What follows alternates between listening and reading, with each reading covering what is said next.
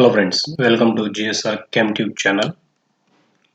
Here we are going to discuss about matter chapter, in that the chemical classification of matter. When we talk about matter, usually we talk about a substance which possesses distinct properties and has a definite composition. For example, sugar, table salt, water, gasoline, etc. These all are substances which do not have the same composition, but they can be identified by their unique properties. Matter is classified into two broad categories, namely pure substances and mixtures. These pure substances are further divided into two categories as elements and compounds. Similarly, mixtures are also classified into two types. They are homogeneous mixtures and heterogeneous mixtures. So this is a classification of matter based upon the purity of the matter into two categories: pure substances and impure substances or mixtures. Again, pure substances are categorized into two. They are elements and compounds. Here mixtures are also divided into two types. They are homogeneous mixtures and heterogeneous mixtures. First, let us say about pure substances. A pure chemical substance is any matter that has a fixed chemical composition and characteristic properties. For example, oxygen is a pure chemical substance that is a colorless, odorless gas.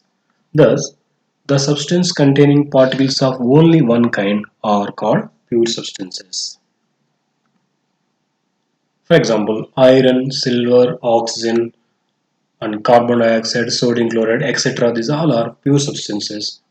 These pure substances are further divided into elements and compounds.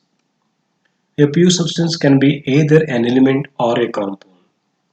First of all, the elements are the building blocks of any matter. Let us say about elements here.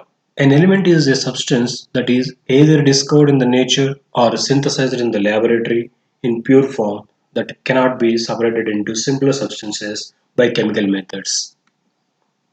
In order to call it as an element, its properties must be unique. No two elements are being alike. Elements carry the names and symbols in their own.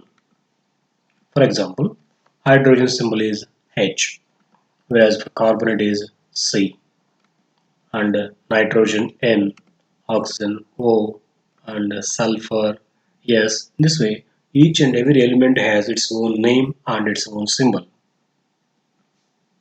Now let us see the classification of these elements. There are more than 118 elements known nowadays. Out of these, 92 elements are naturally occurring elements. The remaining all are artificially synthesized or man-made elements. On the basis of their general characteristics, these elements are classified into four groups. They are metals, non-metals, metalloids, and noble gases or inert gases. First, let us say about metals. Metallic elements in general exhibit the following characteristics. Almost all the metals are solids at room temperature. Metals are good conductors of heat and electricity. It means metals are malleable, ductile, sonorous, and have luster.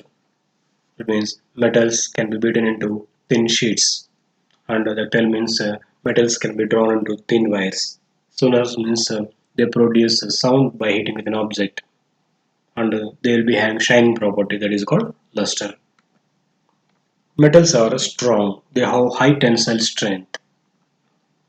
Most of the metals are hard.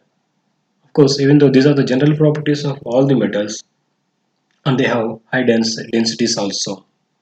Even though these are the general properties of metals, there are some exceptions. There are mercury is a liquid metal at normal temperature or at room temperature, and even gallium becomes liquid just above 30 degrees Celsius temperature, whereas the remaining all metals are solids. Zinc is a non-malleable or non-ductile metal at room temperature. And some other metals like sodium and potassium are soft metals, even they can be cut with a knife.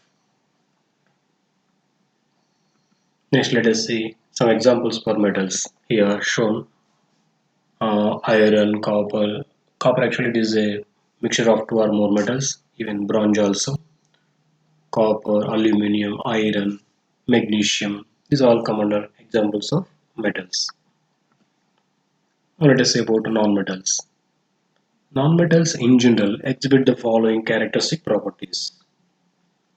Most nonmetals are soft solids or gases. Nonmetals have dull surface. They do not shine. Nonmetals are brittle. That means they break easily by hammering with objects. Nonmetals are bad conductors of heat and electricity. Nonmetals are non-ductile, non-malleable, non-sonorous. That means they cannot be drawn into thin wires, they cannot be beaten into thin sheets, and they cannot produce sound. Even here also there are some exceptions. Graphite, a form of carbon, has luster and it is a good conductor of heat and electricity. And bromine is a liquid nonmetal. Examples for these nonmetals, let us see here. Sulfur, red phosphorus, carbon, these all come under nonmetals. Next, metalloids. Metalloids exhibit the properties which lie in between the properties of metals and nonmetals.